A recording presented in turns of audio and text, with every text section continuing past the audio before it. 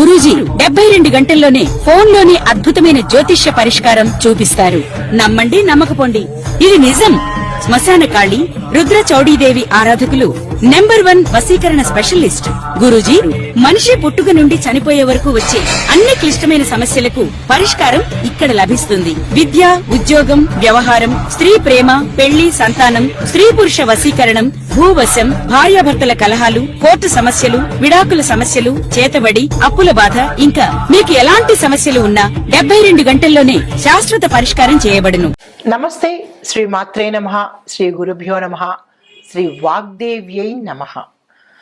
మనకి ఖగోళ శాస్త్రంలో, దృక్పంచాంగంలో మనకి ఎప్పటికప్పుడు గ్రహాలు మారుతూ ఉంటాయి. ఈ రాశి నుంచి ఆ రాశికి, ప్రతి 2.5 రోజులకి కొన్ని రాశులైతే ప్రతి నెలలకు 45 రోజులకు, ఇలా వాటి యొక్క గమనాన్ని బట్టి ప్రతి నిమిషము మారుతూనే ఉంటాయి. గ్రహము అంటేనే చెరించేది అని అర్థం అన్నమాట. అయితే ఇప్పుడు మనకి చాలా అరుదుగా సంభవించే చంద్రమంగళ యోగము గురించి ప్రస్తావించబోతున్నాము. అయితే ఈ గ్రహాల యొక్క పరిభ్రమణము, గమనము మనకి ఖగోళ శాస్త్రంలో ప్రతి సమయంలోనూ ఫ్రీక్వెంట్గా జరుగుతూ ఉంటాయి. అయితే ఈ ఒక రాశి నుంచి మరొక రాశికి ప్రతి గ్రహం మారే సమయంలో కొన్ని గ్రహాల కలయిక, ఒక్కొక్కసారి 2 గ్రహాలు కలుస్తుంటాయి, ఒక్కొక్కసారి 4, 5, 6 ఇట్లాగా వాటి యొక్క పరిభ్రమణం జరుగుతున్న సమయంలో మనకి రేపు ఫిబ్రవరి మధ్యలో అంటే 25 ఆ తారీఖులో మొత్తం 7 గ్రహాలు కలిసి ఒకే కక్షలో ఉండబోతున్నాయన్నమాట. అంటే ఇట్లాంటి వింతలు మన ఖగోళంలో ప్రతి నిమిషము జరుగుతూ ఉంటాయి. కొన్ని సంవత్సరాలకి అరుదుగా జరుగుతూ ఉంటాయన్నమాట. అలా అరుదుగా జరిగినదే ఈ చంద్రమంగళ యోగం అన్నమాట. అయితే ఈ చంద్రమంగళ యోగం వల్ల, ఈ రాశులు మారడం వల్ల ఆ రాశి యొక్క గుర్తులకి రకరకాల ఫలితాలు వస్తుంటాయి. ఆ గుర్తుల్ని మనం అనుసంధానం చేసుకుంటూ ఏ రాశిలో ఏ గ్రహాలు ఎట్లాగా పరిభ్రమణం చేస్తున్నాయి, అవి ఏ సమయంలో చేస్తున్నాయి, వాటి యొక్క ఫలితాలు ఎలా ఉండబోతున్నాయి అనే అంశంలో మనకి ఫిబ్రవరి 26వ తారీఖు ఇలా ఒక రాశి నుంచి మరొక రాశికి మారుతూ ఉండడం వల్ల అద్భుతమైన ప్రయోజనాలు ప్రతి ఒక్క రాశి వారికి కలగబోతున్నాయి. అయితే ఈ క్రమంలో ఫిబ్రవరి 26వ తారీఖు 2025 మహాశివరాత్రి సందర్భంగా మకర రాశిలో కుజుడు చంద్రుడితో కలయిక అవ్వడం వల్ల చంద్రమంగళ యోగం అనేది సంభవించబోతోంది. అయితే మనకి ప్రతి ఏడాదిలోనూ ఫాల్గుణ మాసంలో కృష్ణపక్షం చతుర్దశి రోజున మనకి మహాశివరాత్రి వస్తుందన్నమాట. అయితే ఈ సంవత్సరంలో ఫిబ్రవరి 26వ తారీఖు ఏర్పడబోతోంది. ఈ మహాశివరాత్రిని మనం చాలా వైభవంగా జరుపుకుంటూ ఉంటాము. ప్రతి నెల వచ్చేది మాస శివరాత్రి అయితే మహాశివరాత్రి సంవత్సరానికి ఒక్కసారి వస్తుంది. అయితే ఈ క్రమంలో శనిదేవుడు తన సొంత రాశి అయిన కుంభరాశి నుంచి శనిదేవుడు, శుక్రుడు, సూర్యుడు అరుదుగా కలయిక జరగబోతోంది. దీన్ని త్రిగ్రాహి కలయిక అంటారు. 3 గ్రహాల యొక్క సంయోగము, కలయిక అన్నమాట. ఇది చాలా అరుదుగా మన ఖగోళ శాస్త్రంలో జరగబోతోంది. అయితే ఇది ఇలా జరగడం వల్ల మనకి ఏమి ఏర్పడబోతోంది, ఏ రాశులు ఎలాగా మనకి ఎఫెక్ట్ అవ్వబోతున్నాయి అనే అంశాలని చూద్దాము. అయితే ఈ కలయిక 300 సంవత్సరాల క్రితం ఒకసారి జరిగింది. మళ్ళా తిరిగి ఈ సంవత్సరంలో జరగబోతుంది అనమాట. అయితే ఈ చంద్రమంగళ యోగం అంటే ఏమిటి? అందరికీ అంటే సంశయం రావచ్చు. చంద్రమంగళ యోగం అంటే ఏంటి? అది కూడా ఒక యోగమేనా అంటే, ప్రతిసారి మనకి కొన్ని కొన్ని యోగాలు, కొన్ని కొన్ని రాజయోగాలు, కొన్ని కొన్ని మహారాజ యోగాలు కూడా ఈ గ్రహాల మార్పు వల్ల జరుగుతున్నాయి. ఇప్పుడు మనం ప్రస్తావించుకోబోయే అంశము చంద్రమంగళ యోగం అన్నమాట.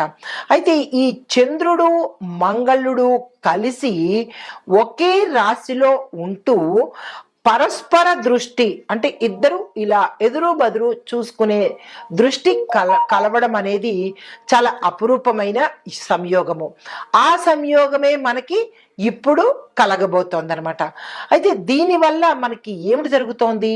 ఈ రెండు గ్రహాలు ఎదురెదురుగా చక్కగా చూసుకోవడం వల్ల విశేషమైన ధనప్రాప్తి, దానితో పాటు ఆత్మవిశ్వాసము, సాహసము, తర్వాత శరీరంలో బలము, అంటే ఆరోగ్యపరంగాను ఇలాగా అన్ని విశేషమైన ఫలితాలు మనకి ఈ రెండు గ్రహాలు ఇవ్వబోతున్నాయి.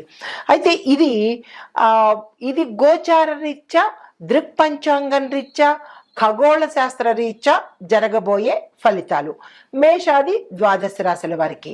ఇదేంటి అయితే వ్యక్తిగతంగా మరి మాకెలా తెలుస్తుంది అనేటట్టుగా చూసినట్టయితే కనుక, ఈ వ్యక్తిగత సమగ్రమైన జాతక పరిశీలన చేయించుకుంటే ఈ రెండు గ్రహాలు, అంటే ప్రతి జాతక చక్రంలోనూ మనకి 12 భావాలు ఉంటాయి. 12 భావాలు అంటే లగ్నం నుంచి 12 స్థానాలు అన్నమాట. స్థానాలనే మనం భావాలు అంటాము. ఈ స్థానాలలో ఈ ఇద్దరి కలయిక ఏ స్థానంలో కలగబోతోంది? మొదటి స్థానం మనము లగ్నం అని చెప్పుకుంటాం. తను భావము అంటే తన యొక్క భావము, రెండో భావము, మూడో భావము, ఇలా ఒక్కొక్క భావానికి ఒక్కొక్కళ్ళు. నాలుగో భావమేమో మాతృభావము, మూడో భావము భ్రాతృ అంటే అన్నదమ్ములు కానీ అక్క చెల్లెళ్ళు కానీ, ఇలాగా ఏడో భాగము కళత్రము అంటే భార్య కానీ భర్త కానీ, ఇలా లాభాలు, కర్మ, ఇలాగ ప్రతి ఒక్కటి అంశాలుగా ఉండబోతున్నాయి.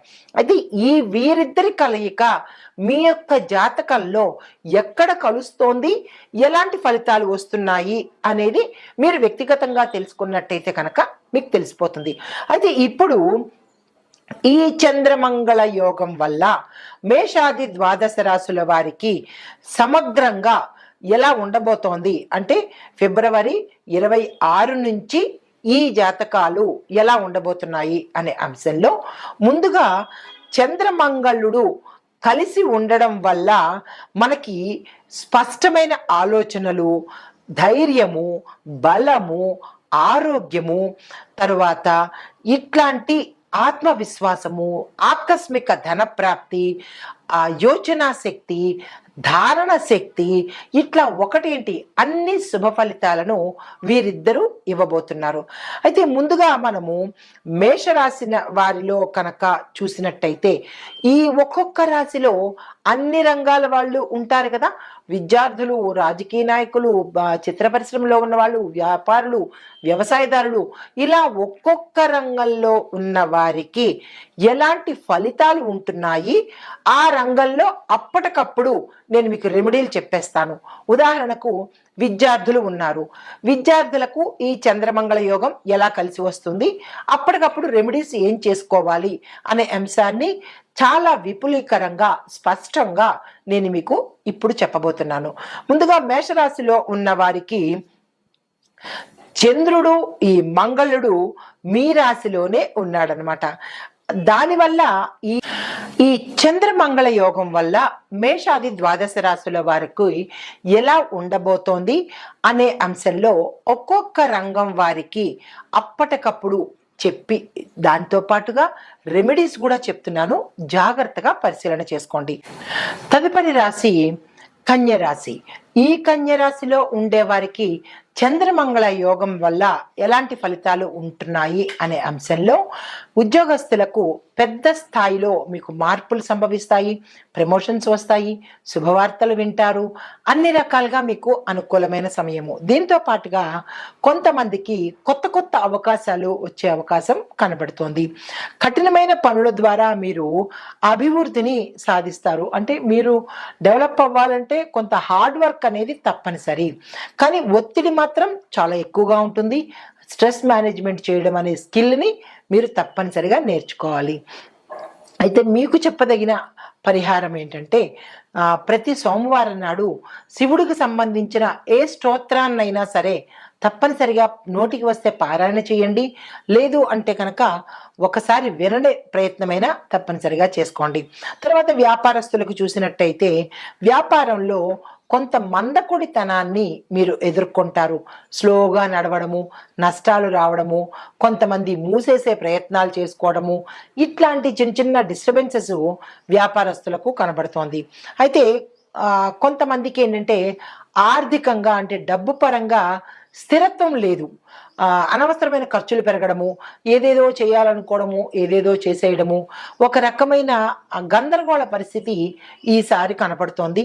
దాన్ని క్రమబద్ధీకరణ చేసుకొని ముందుకు కనుక ఒక ప్రణాళికాబద్ధంగా ఒక ప్లాన్ ప్రకారం కనుక ఒక కొంతసేపు ఆలోచన చేసుకోండి. ఎందుకు ఇట్లా వస్తున్నాయి అనే యోచన చేసుకుని దాన్ని మీ యొక్క అనుభవజ్ఞతతో పంచుకొని ఒక ప్లాన్ ప్రకారం కనుక మీరు వెళ్ళినట్టయితే ఆ గందరగోళ పరిస్థితి నుంచి బయటపడే అవకాశం ఉంది అనమాట. అయితే నూతన ఉత్పత్తులు ఎవరైనా కొత్తగా చేయాలి అంటే కనుక, లేదా మార్కెట్లో మన యొక్క ప్రోడక్ట్ని పంపించాలి అని మీరు అనుకుంటే కనుక దానికి సంబంధించిన శ్రేయోభిలాషులకు కానీ, లేదా మీకు సంబంధించిన స్కిల్స్ పర్సన్స్ కానీ, మీ ఫ్రెండ్స్కి కానీ ఎవరైతే ఉంటారో వారికి మీరు చెప్పుకున్నట్టయితే కనుక, వారిచ్చిన సలహాలు మీరు పాటించినట్టయితే నష్టాలు రాని పరిస్థితి, దానితో పాటుగా ఆ గందరగోళ పరిస్థితి నుంచి మీరు బయటకు వచ్చే అవకాశం కనబడుతోంది. మీకు చెప్పదగిన పరిహారము, ప్రతి శనివారము నల్ల మినుములు, నల్ల నువ్వులు ఇవి తప్పనిసరిగా దానం ఇచ్చుకోండి. తర్వాత విద్యార్థులకు చూసినట్టయితే మీరు కష్టపడి శ్రద్ధ పెట్టినట్టయితేనే తప్ప పాస్ అవ్వలేని పరిస్థితి గోచరిస్తోంది. కొంతమంది క్యాంపస్ల్లో సెలెక్ట్ అవ్వకపోవడము, లేదంటే విదేశాల నుంచి రిజెక్ట్ అవ్వడము, ఇట్లాంటి పరిస్థితులు ఉన్నాయి కాబట్టి జాగ్రత్తలు పాటించండి.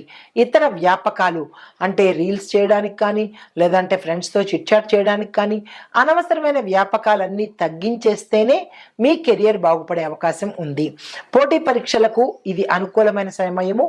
జాగ్రత్తగా ప్రణాళికాబద్ధంగా చదువుకుని వెళ్ళండి. సృజనాత్మక అంటే మీ స్కిల్స్ని డెవలప్ చేసుకోవటానికి ఇది చక్కని సమయం కాబట్టి ఇతర వ్యాపకాలన్నీ తగ్గించేసుకోండి. ఇది కష్టంగా కఠినంగా ఉన్నా కానీ వాస్తవము. మీ కెరీర్ ఇప్పుడు డెవలప్ చేసుకుంటేనే ఫ్యూచర్లో బాగుంటుంది. ఇప్పుడు నాశనం చేసుకుంటే ఫ్యూచర్ అంతా నాశనంగానే ఉంటుంది. కాబట్టి నేను హార్ష్గా చెప్పిన వాస్తవం చెప్తున్నాను. విద్యార్థులు జాగ్రత్త పడండి. అయితే మీకు చెప్పదగిన పరిహారము, ప్రతి గురువారం నాడు గురు సంబంధిత ఆలయ దర్శనం చేసుకోండి. గణపతికి పూజ తప్పనిసరిగా చేసుకోండి. వ్యవసాయదారులకు చూసినట్టయితే మీ పంటలు, పనులు సజావుగా సాగిపోతాయి. దీంతో పాటుగా మీ యొక్క పంటలకి మంచి లాభాలు వచ్చే అవకాశం గోచరిస్తోంది. వ్యవసాయ రంగంలో పెట్టుబడులు పెట్టుకోవాలన్నా, కొత్త భూములు కొనుక్కోవాలన్నా, పనిముట్లు కొనుక్కోవాలన్నా this is the right time. ఈ సమయంలో మీరు కొనుక్కోవాల్సినవన్నీ కొనుక్కోండి. ఏ పంటలు వేసినా మీకు లాభాలు వచ్చే అవకాశం కనబడుతోంది. అయితే మీకు చెప్పదగిన పరిహారము, ప్రతి శుక్రవారం నాడు లక్ష్మీ అమ్మవారి పూజ తప్పనిసరిగా చేసుకోండి. అందరికీ కావాల్సింది లక్ష్మీయే కదా, కాబట్టి ఆ పని చేయండి. ఇంకొక చిన్న కిటుకు ఏంటంటే, చంద్రుడి యొక్క సోదరి లక్ష్మీ అమ్మవారు కాబట్టి చంద్రుడిని ప్రసన్నం చేసుకోవాలంటే లక్ష్మీ అమ్మవారికి తప్పనిసరిగా పూజ చేసుకోవాలి. లక్ష్మీ అమ్మవారికి పూజ చేస్తే చంద్రుడు ప్రసన్నమవుతాడనమాట. అయితే తదుపరి ఐటీ రంగంలో చూసినట్టయితే కనుక కొత్త కొత్త అవకాశాలు వస్తాయి. పరిష్కారం తీసుకోవటానికి, అంటే మీకున్న సమస్యలు కానీ లేదా అంటే ఉద్యోగంలో కానీ ఏవైనా పరిష్కారాలు డెసిషన్స్ తీసుకోవాలంటే కనుక కొంత సమయం మీరు వేచి చూడవలసిన పరిస్థితి. కొత్త ప్రాజెక్టులు ప్రవేశపెట్టుకోండి, దానికి తగిన ప్రణాళికలు వేసుకోండి. ప్రస్తుత ప్రాజెక్టులు మీకు సులువుగా ఆలవోకగా తీరిపోతాయి, దాని మీద పెద్ద ఒత్తిడి పెట్టాల్సిన పని లేదు. మీకు చెప్పదగింది ఏంటంటే ప్రతి సోమవారము శివాలయ దర్శనం చేసుకోండి, మీ పేరిట మీద శివార్చన చేయించుకోండి. తర్వాత కుటుంబ పరిస్థితి చూసినట్టయితే కనుక కుటుంబంలో చిన్న చిన్న గొడవలు వస్తాయి, కానీ వాటికి అవే సామరస్యంగా సులువుగానే పరిష్కారం అయిపోతాయి. అయితే పెద్దల ఆరోగ్యం పట్ల శ్రద్ధ వహించండి. కొంతమందికి తీవ్రమైన పరిణామాలు చోటు చేసుకునే అవకాశం కనపడుతోంది. మీరు చేయవలసిన పని తులసి మొక్కకు నీళ్లు పోయండి, కాలభైరవ అష్టకాన్ని వినండి లేదా ఒక్కసారైనా చదువుకోండి. ఆరోగ్యం చూసినట్టయితే కనుక ఆరోగ్య పరిస్థితి కొంతమందికి మెరుగ్గా ఉంది, మరి కొంతమందికి ప్రమాదాలు వచ్చే అవకాశము, ఆరోగ్య భంగము, హాస్పిటల్స్కి వెళ్ళడము లేదా సర్జరీస్ అవ్వడము ఇట్లాంటివి గోచరిస్తున్నాయి. జాగ్రత్తలు చూసుకోండి. కొంతమందికి అలసట, తీవ్రమైన మానసిక ఒత్తిడి కలిగే అవకాశం ఉంది. విశ్రాంతి తీసుకోండి. ఆహారంలో కొన్ని విరామాలు పాటించండి. ఆహార నియమాలు పెట్టుకోండి. ఎక్కడ పడితే అక్కడ, ఎలా పడితే అలా తినేయడం కానీ ఇట్లా కాకుండా ఒక సిస్టమాటిక్ వేలో కనుక మీరు ఆహారాన్ని తీసుకున్నట్టయితే ఆరోగ్యం మీ సొత్తు అవుతుంది. అయితే మీకు చెప్పదగిన పరిహారము, మీరు శివాలయ దర్శనం చేసుకోండి. దీనితో పాటుగా కాలభైరవ అష్టకాన్ని తప్పనిసరిగా వినండి.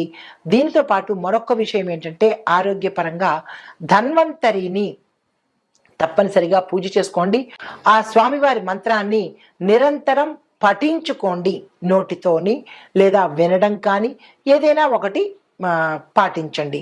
కళలు, రాజకీయ రంగంలో ఉన్న వారికి చూసినట్టయితే కనుక మిత్రుల యొక్క సహకారంతో మీరు మంచి శక్తివంతమైన ప్రదేశాలకి ప్రమోషన్స్ రావడము, అంటే మీరు ఏ పదవిలో ఉంటారో ఆ పదవికి మించిన పదవి రాజకీయ నాయకులకు వస్తుంది. మీకు పేరు ప్రఖ్యాతలు వస్తాయి. కళాకారులకు కొత్త అవకాశాలు వస్తాయి. ఊహించని మార్పులు మీ రంగంలో చోటు చేసుకుంటాయి. ప్రజలకి మీరు మంచి చేసినట్టయితే మంచి నాయకుడు అనే పేరుతో పాటు గౌరవాన్ని కూడా పొందుతారు. మీకు చెప్పదగిన సూచన, గురువారం నాడు ఏదైనా గురు సంబంధిత ఆలయాలను సందర్శించండి. తర్వాత సమగ్ర విశ్లేషణ ఏంటంటే ఉద్యోగస్తులకు, వ్యాపారస్తులకు చాలా చక్కగా ఉండబోతోంది. జాగ్రత్తలు తీసుకోవాల్సింది ఆరోగ్యం పట్ల. ముఖ్యమైన పరిహారాలు శివాలయ దర్శనము, కాలభైరవాష్టకము, లక్ష్మీ అమ్మవారి పూజలు. దీంతో పాటుగా శనేశ్వరుడికి నల్ల నువ్వులు కానీ నల్ల మినుములు కానీ దానంగా ఇచ్చుకోవడము. అయితే మీకు చెప్పదగిన ముఖ్యమైన సూచనలు మూడే మూడు. ఒకటి, కుటుంబంలో కానీ మీకు కానీ మానసిక ఒత్తిడిని తగ్గించుకోండి.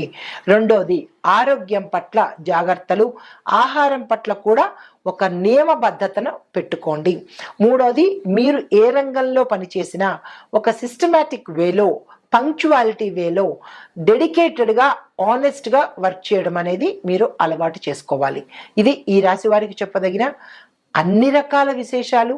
గోచార రీత్యా చంద్రమంగళ యోగం కూడా చెప్పడం జరిగింది. నమస్తే.